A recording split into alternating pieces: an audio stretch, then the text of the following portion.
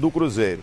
Tem circulado nas mídias sociais alguns textos, algumas gravações falando da situação complicada da equipe do Cruzeiro. O senhor Pedro Lourenço, que assumiu a equipe do Cruzeiro para ser um interventor, para ser o comandante nesse processo de recuperação do Cruzeiro, que é o dono dos supermercados BH, ficou muito pouco tempo no cargo e acabou saindo. E junto com ele também saiu o Alexandre Matos. Não existe uma confirmação oficial, mas hoje eu liguei para algumas pessoas em Minas Gerais, mas que o Pedro Lourenço teria saído porque ele olhou a situação financeira do Cruzeiro, viu que a situação era mais grave do que todo mundo estava divulgando e que poderia ser ainda mais grave. Hoje, a gente terminou o ano falando em 700 milhões de déficit, a dívida da equipe do Cruzeiro.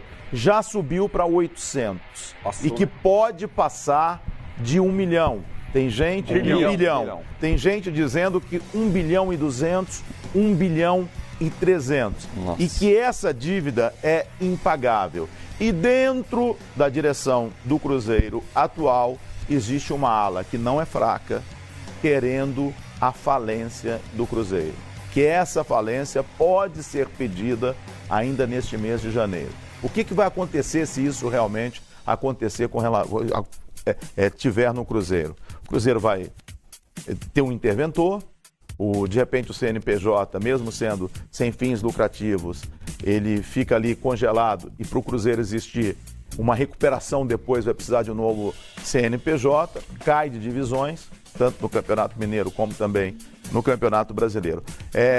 Existem dívidas agora, por exemplo, dívidas com fornecedores de alimentação, dívidas com empresa de segurança. Existem várias dívidas que não são as dívidas que o pessoal fala.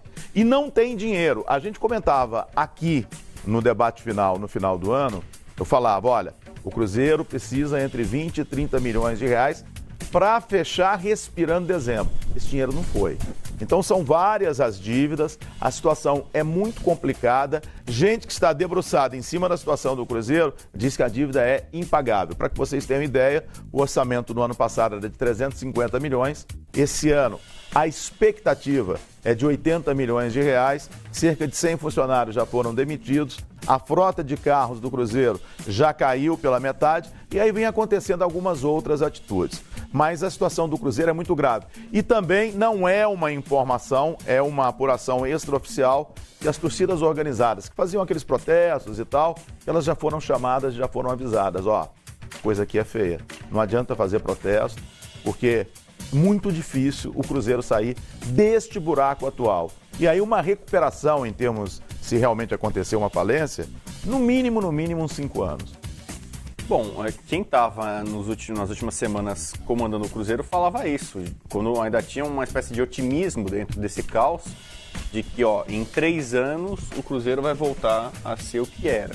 Então, sendo otimista, palavra otimista para o Cruzeiro, em 3 anos o Cruzeiro pode voltar a figurar na Série A e tal. E agora tem esse lado pessimista, eu também recebi esse áudio. Eu não sei se realmente é muito verídico. Tem áudio, tem texto. Não, eu dei uma ligada para algumas pessoas em Belo Horizonte. Lógico que falência ninguém avisa. Olha, mas, assim, ninguém avisa. É que eu acho que deve ter gente interessada nisso. Mas que há uma... Na diretoria, em reuniões, já foi levantado isso. Porque tem uma ala que quer. Talvez tenha gente que queira isso.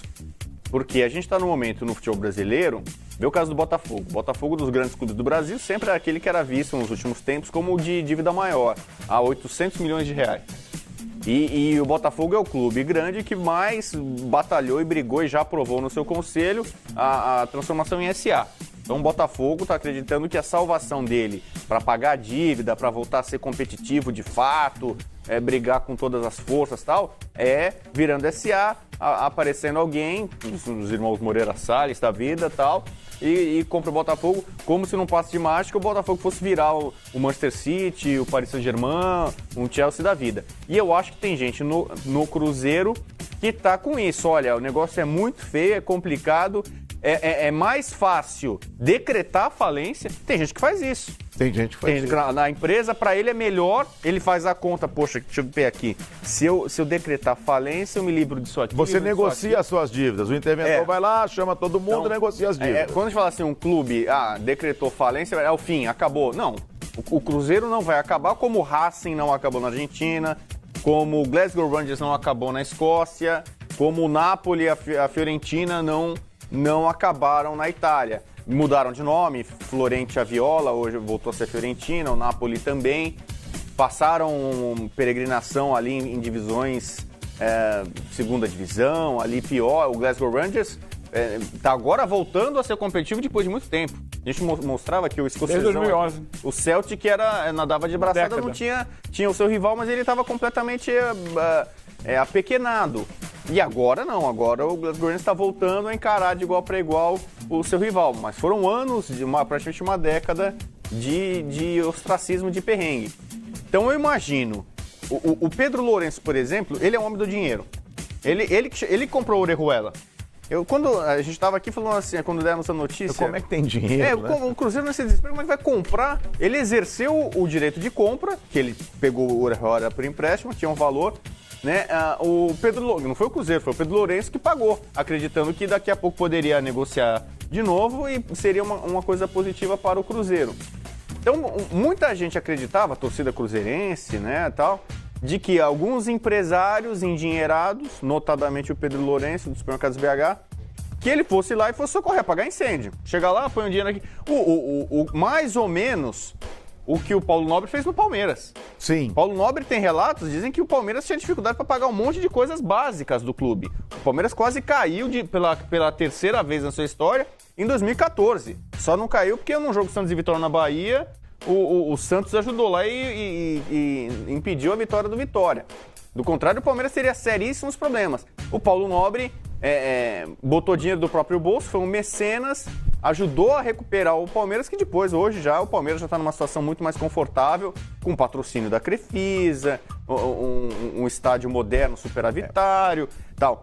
O Cruzeiro, ele tem outras características, o Cruzeiro não tem o próprio estádio, né? Ele digamos, usufrui do Mineirão, né? Que foi terceirizado.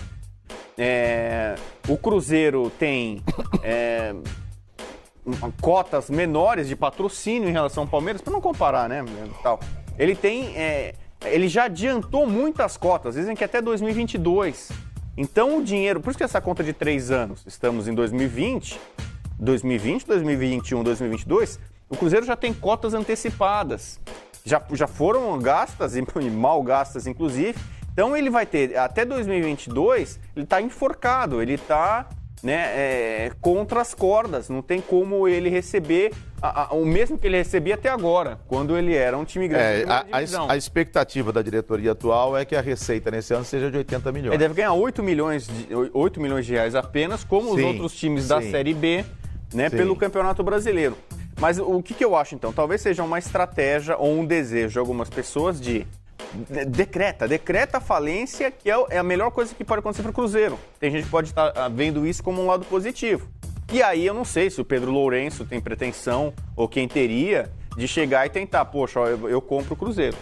Aí você já fica lá, Cruzeiro S.A., e passa a valer como o cara que recuperou o Cruzeiro. O Cruzeiro é uma empresa, vira moderno e tal. Agora, pode ser que seja uma saída. O Cruzeiro é um time muito rico em termos de patrimônio, né?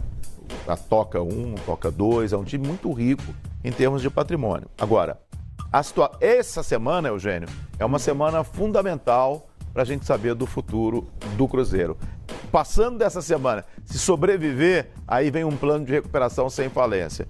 Essa semana a coisa pode complicar. É duro, né?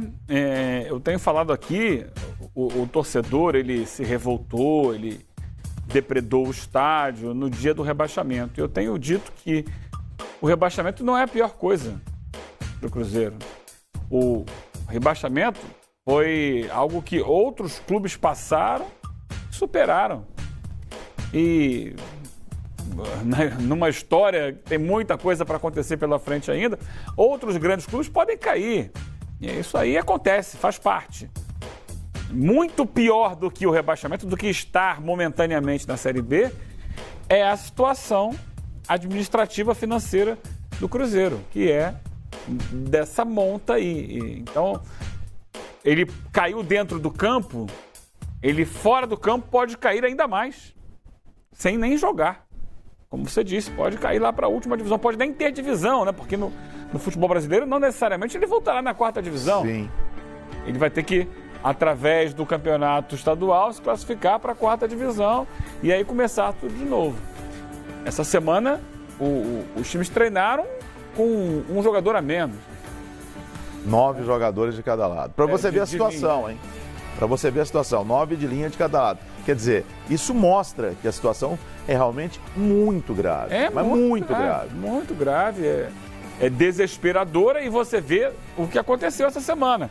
Entra dirigente, olha...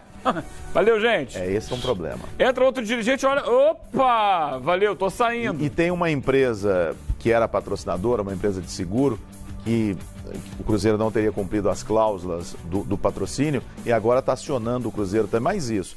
Patrocinador acionando na justiça, tentando... o processo começa em R$2,5 milhões de reais, Fábio.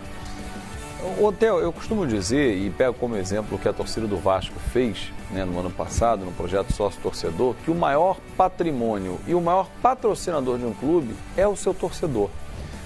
Porque ele não tem fim.